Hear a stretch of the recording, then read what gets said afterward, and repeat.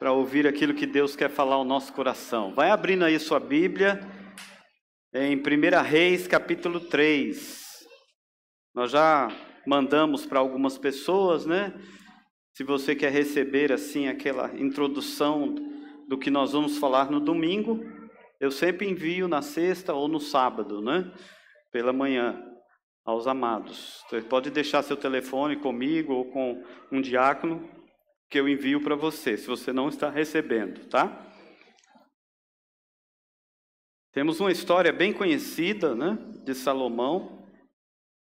Salomão, no seu primeiro momento de reinado, logo após ele ter um sonho, se encontrar com Deus, pedir um coração compreensivo, ele tem ali o seu primeiro julgamento, né? Salomão capítulo 3, versículo 16, até o versículo 28. Diz assim a palavra de Deus: Então vieram duas prostitutas ao rei e se puseram perante ele. Disse-lhe uma das mulheres: Ah, Senhor meu, eu e esta mulher moramos na mesma casa, onde dei à luz a um filho. No terceiro dia depois do meu parto, também esta mulher teve um filho. Estávamos juntas. Nenhuma outra pessoa se achava conosco na casa. Somente nós, ambas, estávamos ali. De noite, morreu o filho desta mulher, porquanto se deitara sobre ele. Levantou-se à meia-noite, e enquanto dormia a tua serva, tirou-me o meu filho do meu lado, e deitou nos meus braços o seu filho morto, deitou nos meus. Levantando-me de madrugada para dar de mamar ao meu filho, eis que estava morto. Mas reparando nele pela manhã, eis que não era o filho que eu dera à luz. Então disse a outra mulher: Não, mas o vivo é meu filho, o teu é o morto. Porém esta disse: Não, o morto é teu filho, o meu é o vivo. Assim falaram perante o rei. Eu acredito que elas ficaram ali discutindo vários momentos isso, né? Então disse o rei: Esta diz: Este que vive é meu filho, e o teu filho é o morto. E esta outra diz: Não, o morto é teu filho, e o meu filho é o vivo. Disse mais o rei: Trazei-me uma espada. Trouxeram uma espada diante do rei. Disse o rei: Dividi em duas partes o menino vivo, e dai metade a uma e metade a outra. Então a mulher cujo filho era vivo falou ao rei, porque o amor materno se aguçou por seu filho, e disse: Ah, Senhor meu, dá-lhe o menino vivo, e por modo nenhum o mateis. Porém, a outra dizia: Nem eu, nem meu, nem teu, seja dividido. Então respondeu o rei: Dai à primeira o menino vivo, não o mateis, porque esta é a sua mãe. Todo Israel, ao ouvir a sentença que o rei havia proferido, e todos tiveram profundo respeito ao rei, porque viram que havia nele sabedoria de Deus para fazer justiça. Vamos orar mais uma vez? Obrigado, Jesus, pela tua palavra, porque o Senhor nos orienta com poder e graça. Teu Espírito está nesse lugar e nós precisamos, carecemos e queremos ouvir a voz do Senhor. Fala ao nosso coração e que possamos sair daqui impactados pela tua palavra, pelo teu conhecimento, por aquilo que o Senhor deseja que façamos e que sejamos. Oramos assim, agradecidos em nome de Jesus. Amém? É um texto conhecido e para nós que já olhamos para ele, muitas vezes, ele já começa contando a história e dá a resposta, né? A gente fala assim, que sabedoria, não é verdade? Ao olhar esse texto, a gente olha para isso, né? Quando eu li esse texto, e na realidade eu li um pedaço desse texto e fiquei pensando, eu recebi uma devocional também, eu estou agora recebendo devocional, de vez em quando eu estou lendo, tá? Então, aí eu li um pedaço desse texto, né? E aí eu ia pregar outra coisa nesse domingo, mas esse texto ficou ali me remoendo na minha cabeça, final de semana todo, né? Quando eu preguei semana passada, e aí no início da semana eu falei, é isso aqui que Deus quer que eu fale. e sobre responsabilidade das nossas escolhas e responsabilidade com aquilo que Deus nos concede. Tá? A gente tem responsabilidade e Deus nos dá essa responsabilidade. Nós somos responsáveis por nossas escolhas e por aquilo que recebemos de Deus. Por quê? Porque as nossas escolhas serão testadas e são testadas. Né? Se pedimos a Deus algo, como paciência, bondade, né? Generosidade, justiça, riqueza, família, né? Namorado e tal, nós vamos ser testados por isso. Tá? Eu quero ser paciente. Você pode ter certeza que vai ter uma semana inteira de perseguição para você ficar irado. Não, eu quero ser generoso. Você vai ter a semana inteira uma dificuldade para enfiar a mão no bolso e abrir a carteira. Tá? E às vezes nós somos testados, na maioria das vezes, naquilo que a gente tem maior dificuldade. Tá? Então, isso fica mais evidente na nossa vida. Aquilo que a gente tem mais dificuldade. Porque todas as nossas habilidades que a gente recebe desde nascer, ou às vezes desenvolvemos algumas com o passar do tempo, dos anos, né, da nossa existência sobre a face da terra, devem ou deverão servir o reino. Tem como você fugir disso? Aqueles que são cristãos e aqueles que não são também. Até a maldade deles é para servir o reino de Deus. Ou a bondade deles também é para servir o reino de Deus, mesmo não conhecendo a Deus. Tá? O rei Salomão, através de um sonho, a gente vê isso aí antes, depois você lê em casa, recebeu uma proposta de Deus. O que você quer? Riqueza, né? Um trono próspero, mulheres, o que você quer? Poder, não é isso? E aí, ele olha para o pai, porque era a referência dele, ele pede isso até na oração, se você ler lá, ele vai falar assim, eu olho para o meu pai, rei Davi, um homem correto, um homem sábio, e assim como o Senhor cuidou dele, cuide de mim como sucessor do trono. Ele pede isso. O cara era jovem, ainda um pouco imaturo, mas já demonstrava uma sabedoria, né? De humildade. E ele pediu ao Senhor que notasse como era difícil uma pessoa tão imatura, jovem como ele, governar uma nação. E aí ele desejou que Deus lhe desse um coração compreensivo. A palavra lá é essa, né? Um coração compreensivo, um coração cheio de sabedoria, para julgar com justiça o povo de Israel, para discernir entre o bem e o mal, para estabelecer a paz, a boa governança, a prosperidade, a justiça no reino que lhe foi confiado. Olha só que coisa fantástica. E Salomão pediu e diz que ele recebeu. Olha que coisa boa. Não é? E ele recebeu de Deus sabedoria e foi testado, então, logo no seu primeiro julgamento. Então, Deus nos dá aquilo que pedimos, que necessitamos, que precisamos, e também nos dá aquilo que não pedimos, tá, gente? Às vezes tem coisas que a gente não pede, Deus dá. Só para ver se você está legal no negócio aí, tá? E ele concede, às vezes, algumas coisas para a gente que a gente nem pede. Mas em tudo, nós possamos entender que a graça dele está ali. Tá? Para que a gente possa viver bem sobre a face da terra, né? E que a gente possa honrar o nome dele. O rei Salomão pediu sabedoria para Deus. Deus concedeu. Tiago, não tem lá o capítulo 1 de Tiago? Anota e vai ler em casa. Agora não é hora de você ler a Bíblia, agora você vai prestar atenção no santo aqui, tá? Então, Tiago nos diz o quê?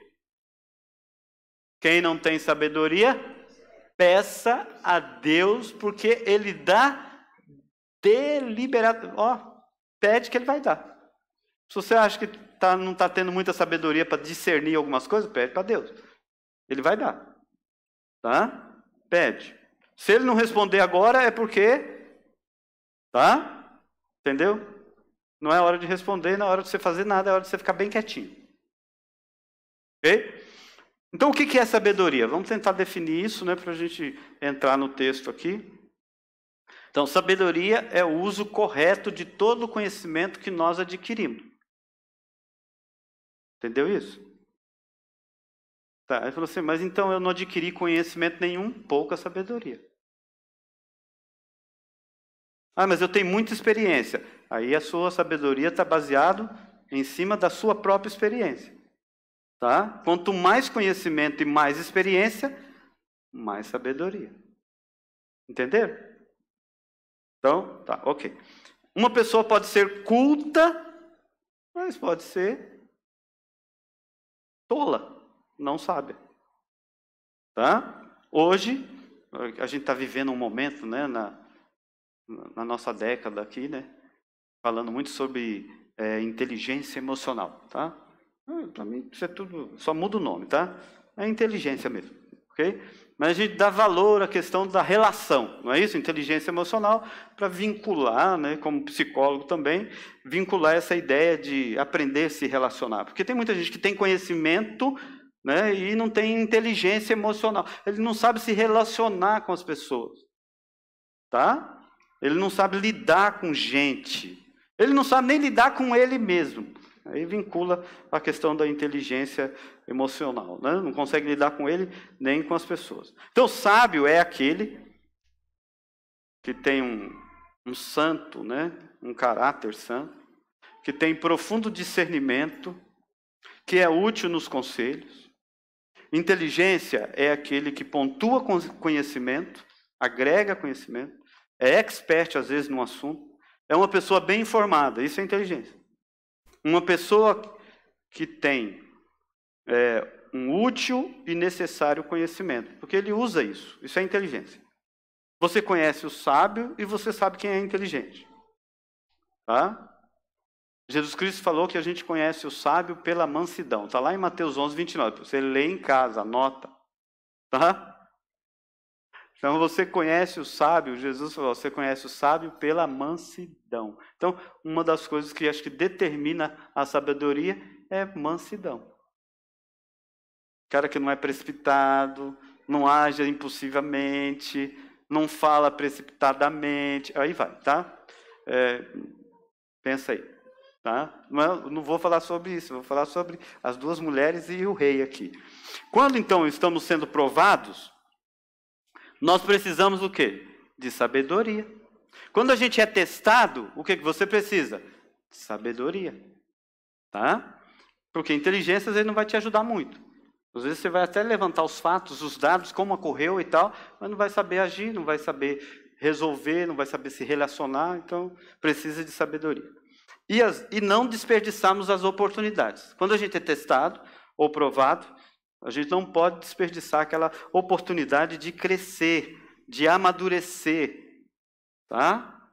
Sabedoria, então, nos ajuda a entender como usar as provas da vida, as dificuldades da vida, que vão ser muitas, para o nosso bem e para a glória de Deus. Olha que coisa fantástica. Tá? Aqui a gente tem 3 personagens, não tem? É uma história bem curta. 2 mulheres e o rei. A gente não sabe nem o nome das mulheres, né? A gente sabe o nome do rei. É um contraste aqui incrível, né? Essas 2 mulheres, diz o texto, que viviam da prostituição. Elas estavam à margem da sociedade, mas que tiveram cada uma, à sua maneira, um papel nessa história, que nos parece uma história até meio trágica, mas com um final de extrema graça, né, de generosidade do rei, que ali estabeleceu a justiça. E assim todos os 3 personagens foram testados em suas funções, em suas atividades e naquilo que Deus confiou a cada uma delas, nas suas responsabilidades.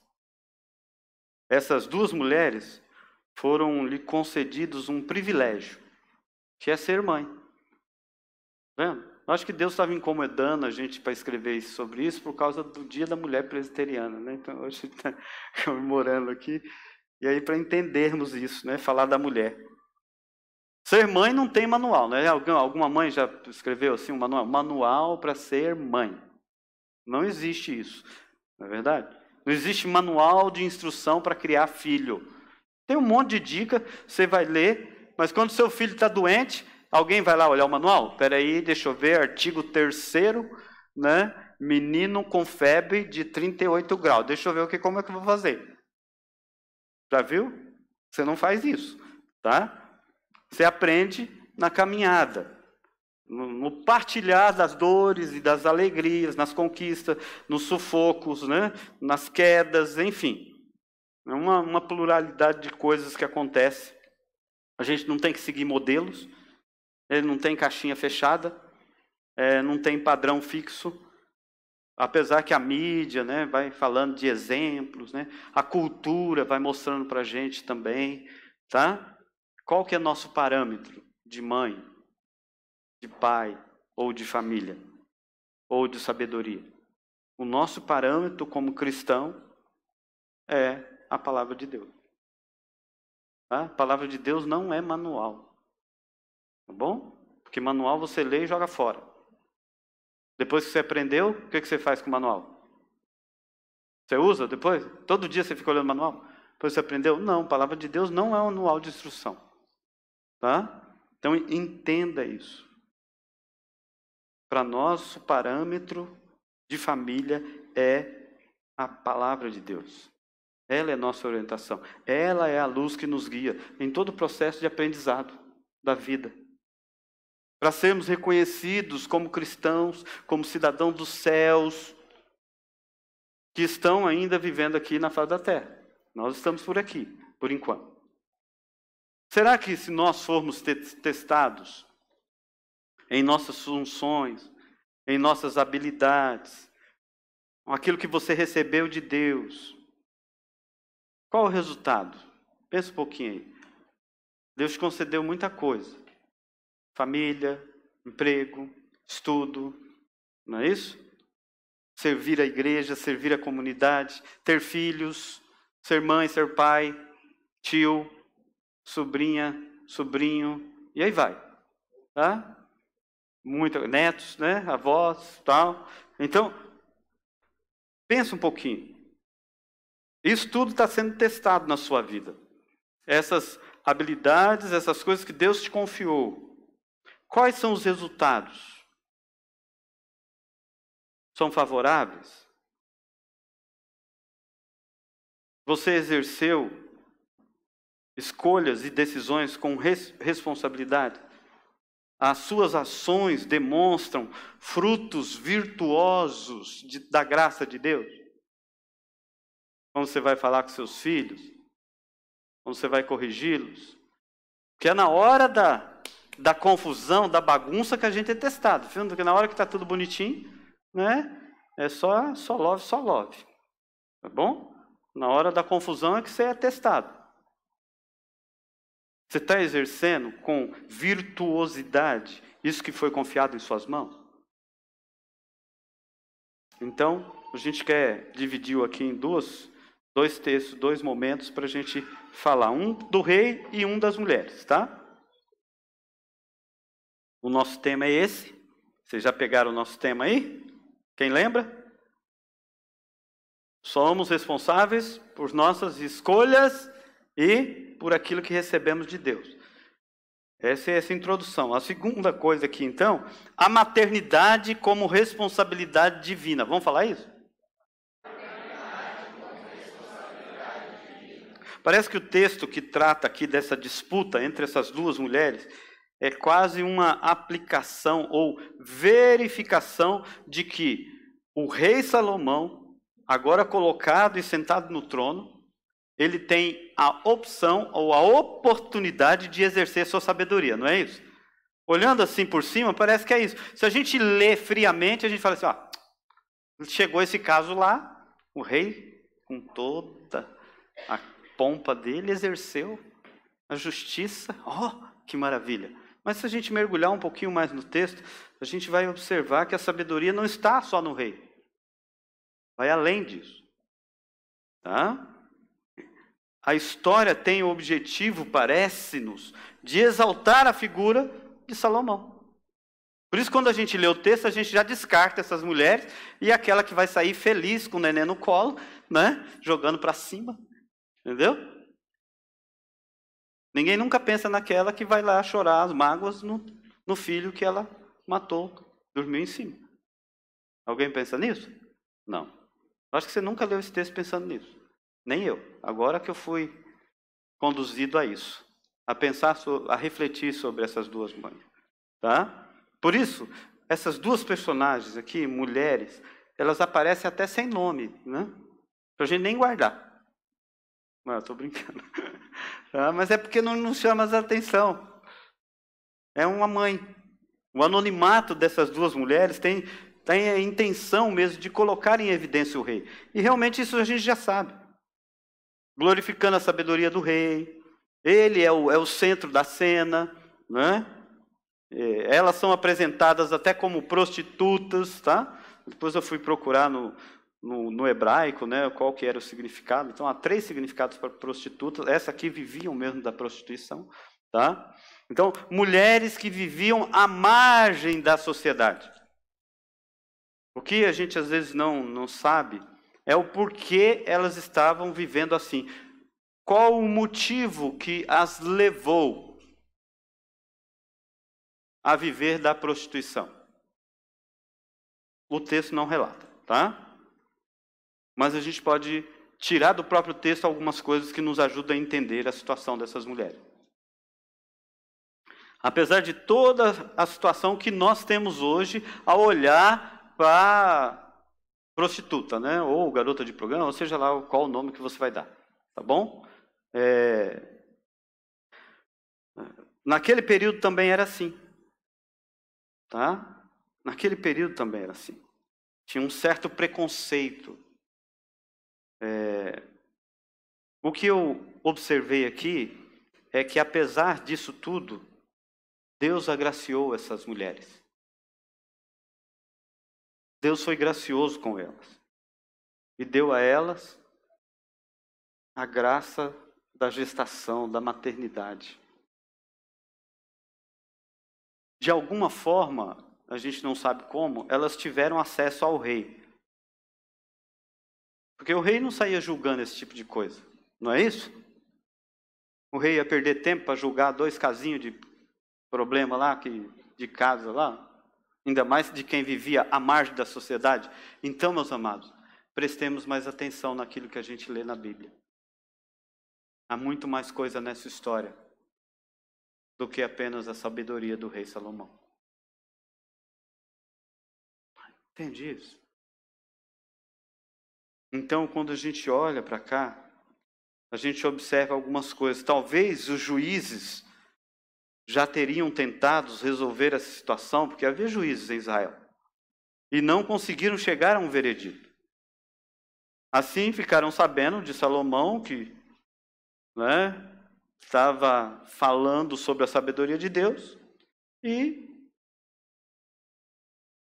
Deus concedeu a ele graça de receber a sabedoria, e ele foi promover a solução para este caso. Essa cena é uma cena bem intrigante para a gente. Para a gente pensar sobre isso que eu acabei de falar aqui. Responsabilidade diante das nossas escolhas e como cuidar daquilo que Deus nos concedeu. 2 mulheres, prostitutas, mães. Uma criança morta, uma criança viva e um rei. Extremos da vida se reúnem nesta cena. Prostituta mãe, criança viva, criança morta. Rei, o máximo de riqueza e de poder numa nação. Prostituta, o máximo de pobreza e exclusão. Em meio a esses extremos, a sabedoria para desamarrar, desvincular essa trama. Quem é mãe? De quem é o filho morto? quem está mentindo? Eu estou parecendo um promotor aqui, né? Mas era necessário fazer essas perguntas, tá? Já fez, ó. Quem é a mãe verdadeira?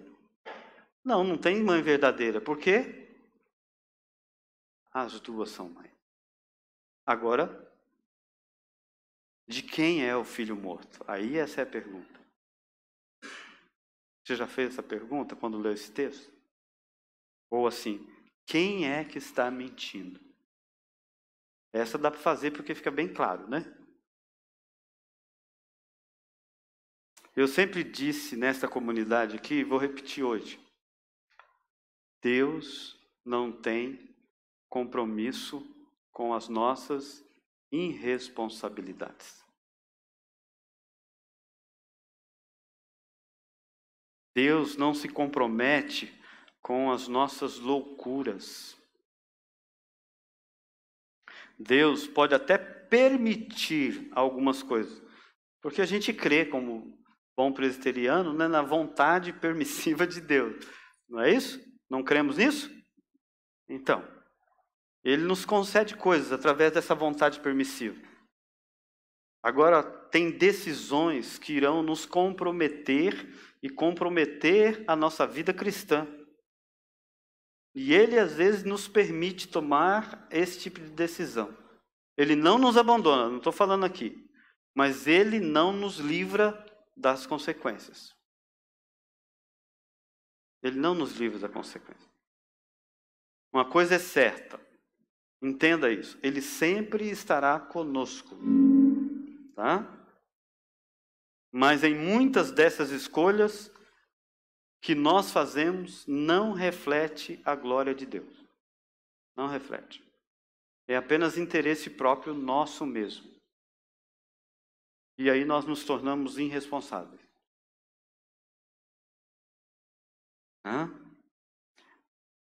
E assim são nossas responsabilidades e não de Deus. As duas mulheres convivem, supostamente na mesma casa, debaixo do mesmo teto. Dormem na mesma cama, está escrito aí, não está? Dividem a mesma aflição da vida. À margem da sociedade, sem um homem que a proteja, numa sociedade extremamente patriarcal, que vê a mulher, né, socialmente numa função doméstica, numa função de esposa e numa função de mãe. Será que mudou bastante? O que vocês acham, homens aí que estão aí do lado das suas esposas? Mudou bastante? Mulheres que trabalham fora. Quando chega em casa, o maridão já está fazendo a janta? Né? Tá? Não era, porque a mulher saiu para trabalhar, é sinal que o homem também está trabalhando. Os dois chegam cansados, não chegam? Pô, o trabalho cansa, pelo menos o meu cansa, não sei de vocês, né? Então, é assim? Nós vivemos, amados, reflexo ainda disso. Olha, isso aqui ocorreu quase 1000 anos antes de Cristo. Nós estamos 2020 anos depois. Parece que não mudou muita coisa. Maridão lá está com o avental, lavando a louça. Meu amorzinho, senta lá. Daqui a pouco eu vou fazer uma massagem nos seus pezinhos. Já preparei a aguinha quente lá para você, está lá na banheira. Tem mulher aí que até suspirou. Ai, quando isso vai acontecer?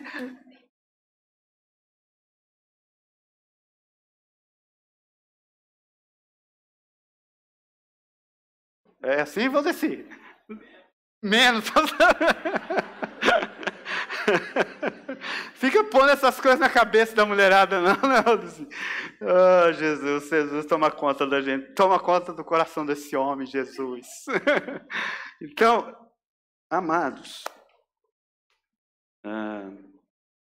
a criança de uma morre. Porque o texto lá diz que uma deita sobre a outra. Agora a gente pode fazer algumas perguntas aqui. É isso que eu falo que as boas perguntas movem o mundo, né? Sócrates diz isso. E a cultura também, a TV Cultura. Então, pelos fatores aqui que levam uma mãe a sufocar um bebê durante o sono, quais são os fatores? A gente tem que pensar nisso. O cansaço. Está lembrando do trabalho que você tem, eu tenho, todos nós temos? Cansaço de um dia de trabalho ou de uma noite de trabalho, porque elas trabalhavam à noite, né? Ou durante o dia também, não sei. A embriaguez, tá? As condições deploráveis de pobreza. Porque o que diz ali? Que elas viviam na mesma casa, não deveria ser uma casa muito grande, mas dormiam na mesma cama. Ok? Isso é sinal que não tinha outra cama. Mas elas dividiam uma mesma... Não sei se era uma cama de casal, uma cama de solteiro, ok? Mas elas dividiam e ali dormiam... Quantas pessoas dormiam? 4 pessoas. Estão entendendo o dilema? Dividir o espaço na cama com outra mulher, com outra criança. Todas essas possibilidades são reais, conhecidas igualmente hoje, em lugares de pobreza e prostituição. Quem nunca foi, tem que ir lá. O desespero de ver o seu bebê morto, por causa de todas essas condições, leva uma mãe a tomar uma decisão. Lembra? Decisão. De fazer uma escolha. Não é isso? Hã? De dar um rumo meio atravessado. Essa decisão, com certeza, não levou a um bom termo, mas ela teve que tomar. Ela acorda e vê que deitou, virou de lado, dormiu em cima da sua criança e ela tenta, acredita ali o sufoco. A hora que ela acorda, quer colocar no peito e aquela criança não mama mais, está tentando entender o que está acontecendo? E ela pega aquela criança e olha aquela criança e faz um boca a boca naquela criança e faz massagem no peito e tenta revitalizar, trazer a vida de quem já foi.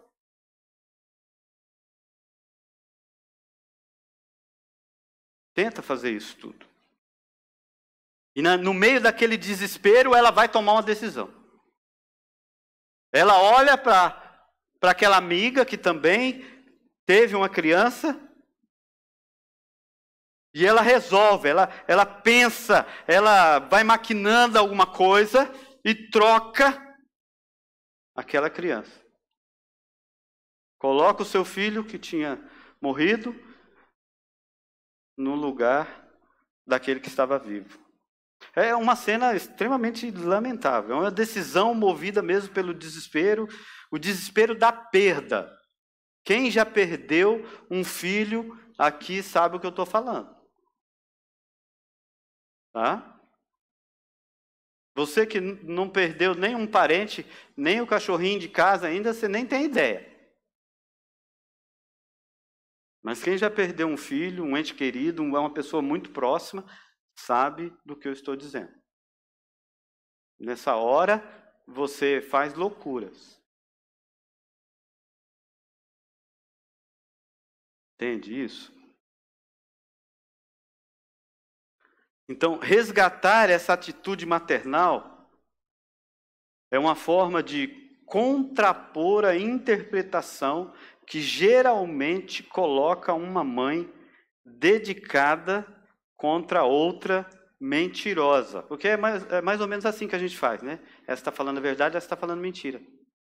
A gente não pensa na situação da mãe que perdeu uma criança. A gente só pensa na situação da mãe que tomou a decisão de ficar com aquela criança viva. Estou tentando fazer você pensar ao contrário, tá, gente? Você entender que decisões ela tem consequência. Uma mãe cuidadosa contra uma mãe descuidada, uma mãe falsa contra uma mãe mentirosa, alguma coisa assim, ou uma mãe falsa com uma mãe verdadeira. O que eu quero dizer para você aqui é que as duas são mães. As duas. As duas tiveram a graça de engravidar e Deus concedeu a elas o privilégio de ter uma criança no seio, de amamentar uma criança. apesar de todas aquelas condições que enfrentaram. Inseridas num contexto social, com certeza isso até explica muita coisa aqui, não justifica a ação nem a decisão, nem as mentiras, nem as consequências que elas trouxeram. As duas agora se encontram diante do rei, movidas pela mesma vontade. A gente sabe da história, mas tenta imaginar agora duas com a mesma vontade. Qual era a vontade daquelas duas mulheres? Serem mães.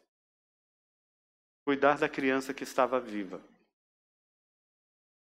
Cuidar daquela criança que estava viva.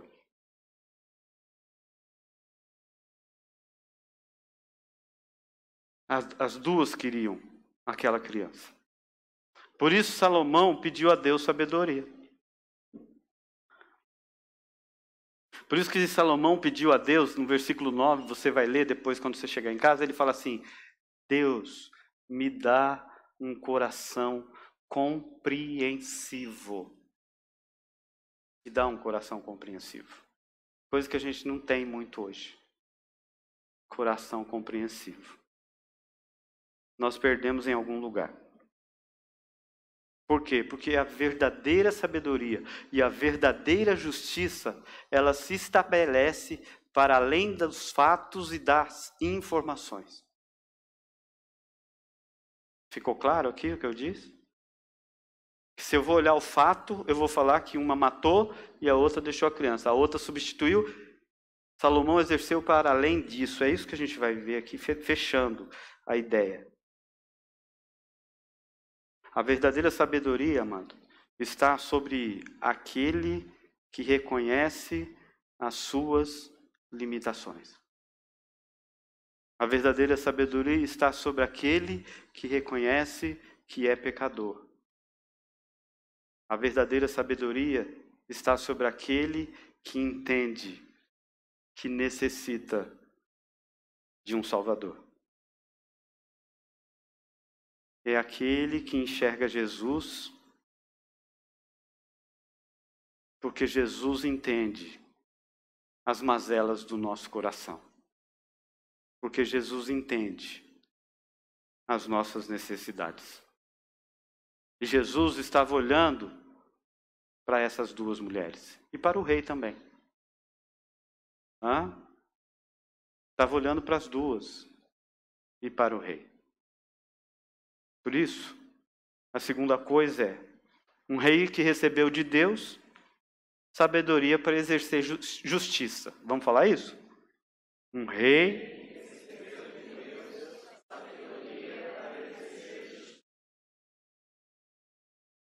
Se a intenção do texto aqui, então, é evidenciar a sabedoria, a gente pode sugerir que o processo de busca pela sabedoria não começa em Salomão. Mas a sabedoria começa a ser explicitada na casa dessas duas mulheres. Há verdades lá. Existem problemas lá. Existem dificuldades lá. Existem fatos, informações, mas existem também problemas sociais. Mulheres que vivem da prostituição e vivem agora da maternidade simultaneamente. O rei está ali. E ele vai exercer, porque ele recebeu instrumentos para isso. Foi concedido a ele, para que ele, dentro do conhecimento e da sabedoria que ele tem, do acúmulo de conhecimento e sabedoria que ele tem, ele possa ajudar as pessoas. Ele possa mediar conflitos. Ele possa enfrentar situações de crise em grupos sociais. Agora, vamos fazer essa pergunta para a gente? Onde Deus está te colocando para que você medie conflito, para que você exerça a sabedoria? Onde Deus tem te colocado? Para que você seja mediador. Que você exerça justiça, graça e paz. na escola, no trabalho, na família, com os amigos. Decisões, responsabilidades nas suas decisões. A gente pode até questionar o método aqui, né, de Salomão. A gente olha assim para ele, né, e fala assim, nossa, Salomão foi muito sábio, né? Mas a gente pode questionar o método, né? Por quê? Porque era muito cruel, não era? Traz essa criança que está viva. E a falta de didática, então, de Salomão aqui? Não foi nada pedagógico esse negócio, tá? Não teve, parece, bom senso, razoabilidade.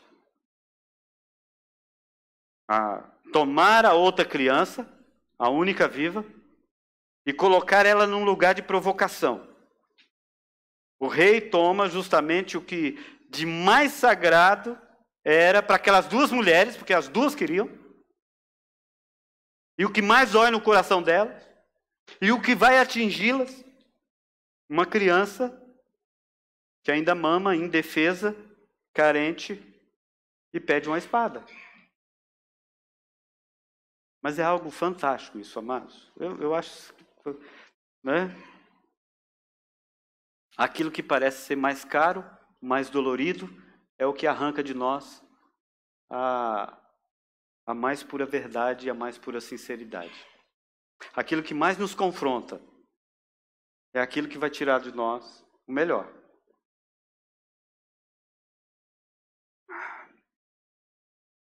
Por quê? Porque a resposta da verdade vem da boca delas mesmas. Elas que articularam a saída para aquela crise. Elas então eram sujeitas e atores nessa cena. O rei foi apenas o provocador. E um provocador sem precedente, né? Se a gente pensar no que ele fez. Porque a verdade, amados, se revela sempre nas horas mais inusitadas. A responsabilidade de buscar sempre a verdade deve nos pressionar a fazermos sempre o que é certo. Sempre. Mesmo que isso doa. Mesmo que Salomão tenha que cortar aquelas duas crianças. Se aquelas duas mães não se manifestassem, ele cortaria aquelas duas crianças?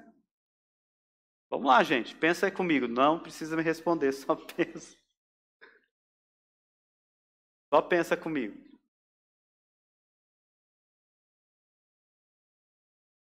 É duro. Como rei, o que ele faria? Cortaria as duas crianças.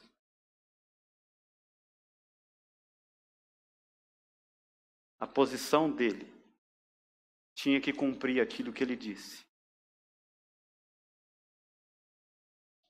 A gente sabe o final da história. Procure fazer o que é certo. Procure sempre a verdade. Porque a verdade, ela é libertadora. A mentira é um negrume da alma. Parece arraigado na gente. Conhecimento nos liberta, amados. Conhecimento e a sabedoria é a libertação da alma. A ignorância nos prende nas amarras da escuridão. Escuridão da nossa alma mesmo. Por isso que Jesus se coloca nesse caminho, né? Ele fala assim, eu sou o caminho, a verdade e a vida. Por isso que a verdade é libertadora. Por isso ele mesmo fala assim, e conhecereis a verdade, e a verdade vos libertará. Olha que coisa fantástica.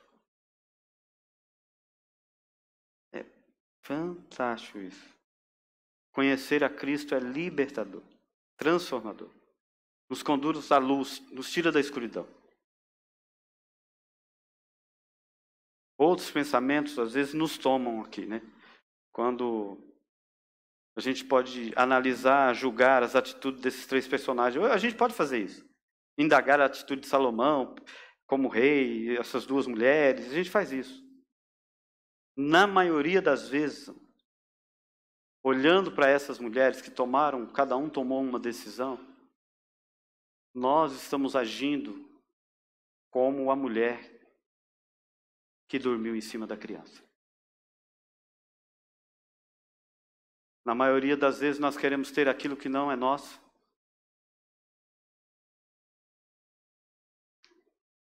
Na maioria das vezes. Na maioria das vezes nós queremos ser aquilo que nós não somos. Na maioria das vezes.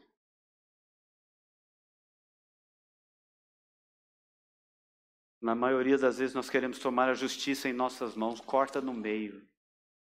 Nem meu, nem seu.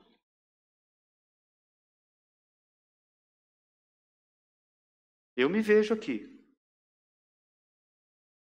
Se você não se vê, pena para você.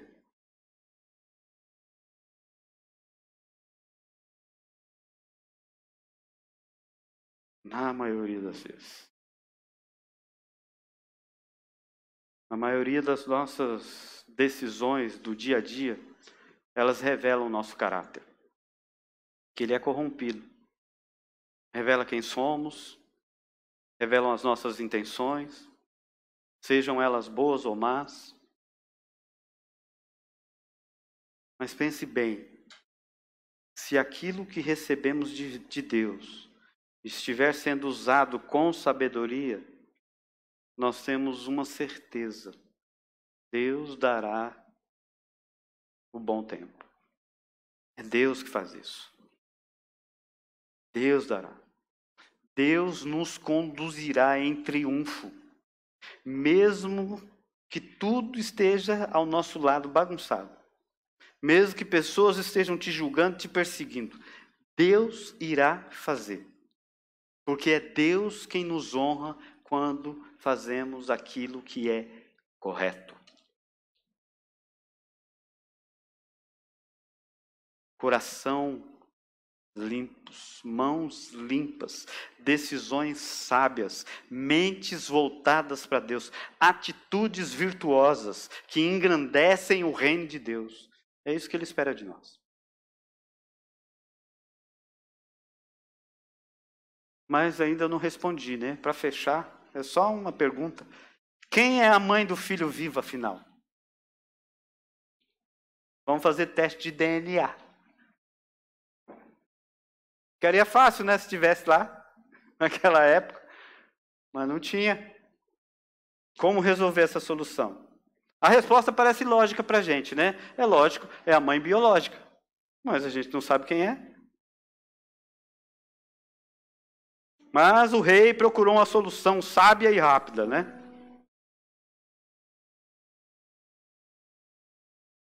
As 2 afirmaram claramente diante do rei ser mãe daquele filho vivo. Então o texto aqui abre a possibilidade para um exercício da maternidade.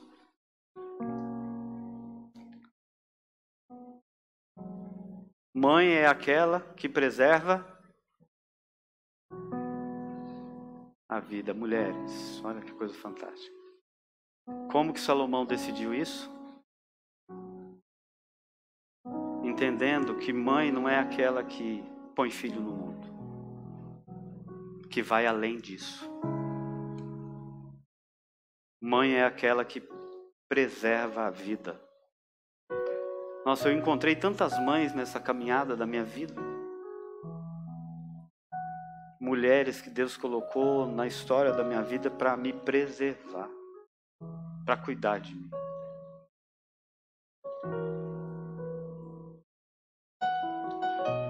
É possível ser mãe de diversas formas. É possível ser mulheres em diferentes contextos, em diferentes situações. E vão atuar de mãe, como mães, né?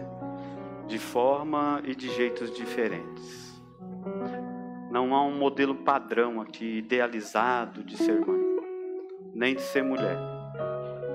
Mas há um modelo bíblico, um modelo cristocêntrico.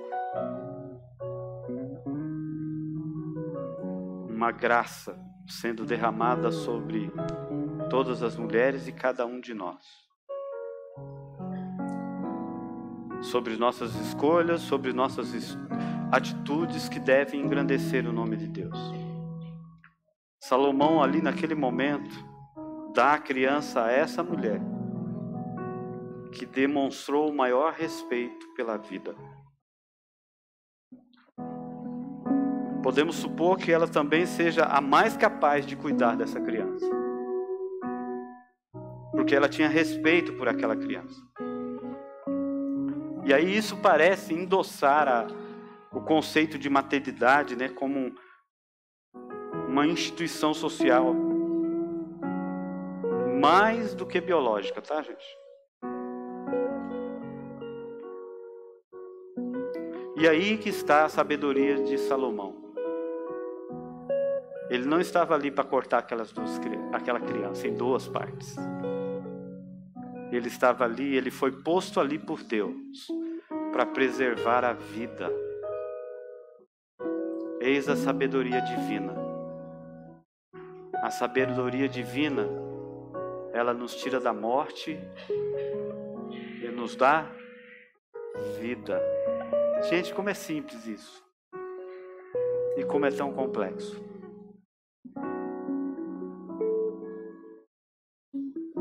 Quantas vezes a gente está produzindo morte e não vida? Sendo insensatos. Quantas vezes? Palavras proferidas trazem mais problemas do que satisfação. Sabedoria divina produz vida. Aqui entra uma lei, né? Chamada lei da semeadura. Você só colhe aquilo que você planta. Se você plantou confusão, você vai colher confusão, discussão, guerra, problema. Você vai colher isso. O que você está semeando? Nós colhemos o que semeamos. O sábio, diz a palavra, que semeia justiça e não pecado. Ele semeia paz e não guerra. O que nós estamos semeando? Vida ou morte? O que nós estamos semeando? O que nós semeamos determina o que nós vamos colher. Como cristãos, amados, nós somos chamados para semear o amor, a paz, justiça, alegria. Em primeiro lugar, na nossa casa, na nossa família. Porque o extraordinário Deus vai fazer. Mas o ordinário é eu e você que temos que fazer. Ele confiou a nós tomar boas decisões, fazer boas escolhas e honrar o nome dele. Você gostaria de ver Jesus hoje? Derramando graça e sabedoria sobre a sua vida? Você ousa pedir a Deus ser uma testemunha viva da sua majestade? Você se rende a Cristo?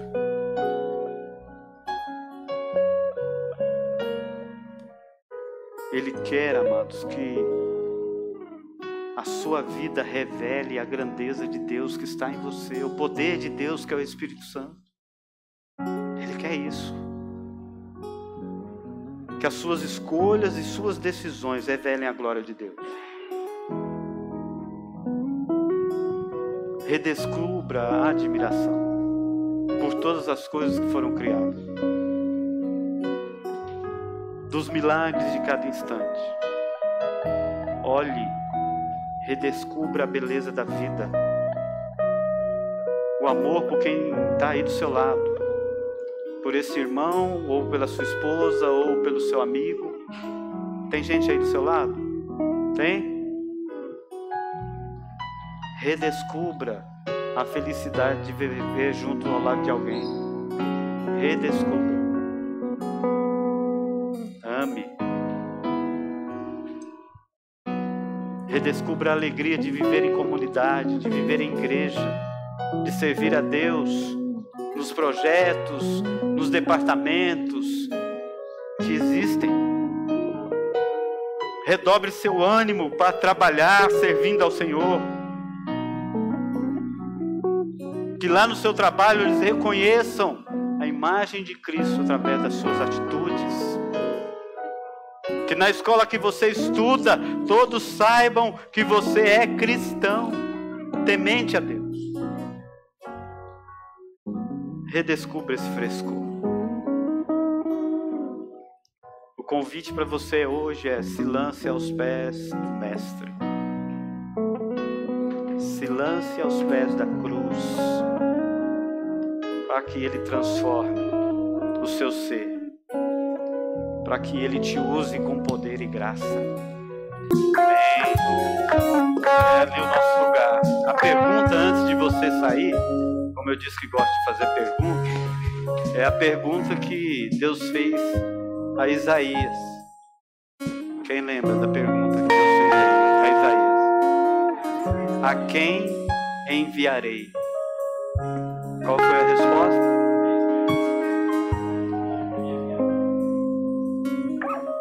É essa pergunta que eu faço para você depois de você ouvir isso aqui.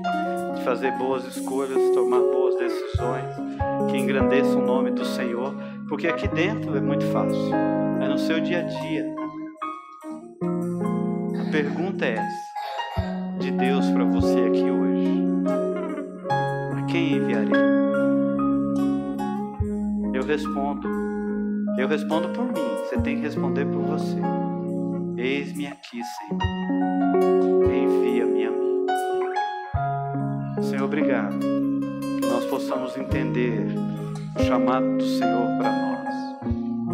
Nós possamos estar dispostos a servirmos o Teu reino, a vivermos a verdade, a tomarmos boas decisões, que as nossas atitudes reflitam Cristo Jesus. Que eles possam ver isso em nossa vida, no nosso dia a dia. Que a graça do Senhor Jesus, que o amor de Deus, nosso eterno Pai, que as eternas consolações do Espírito Santo de Deus esteja sobre a sua vida, sobre a sua casa, sobre a sua família, sobre seus sonhos e projetos, hoje e para todo sempre.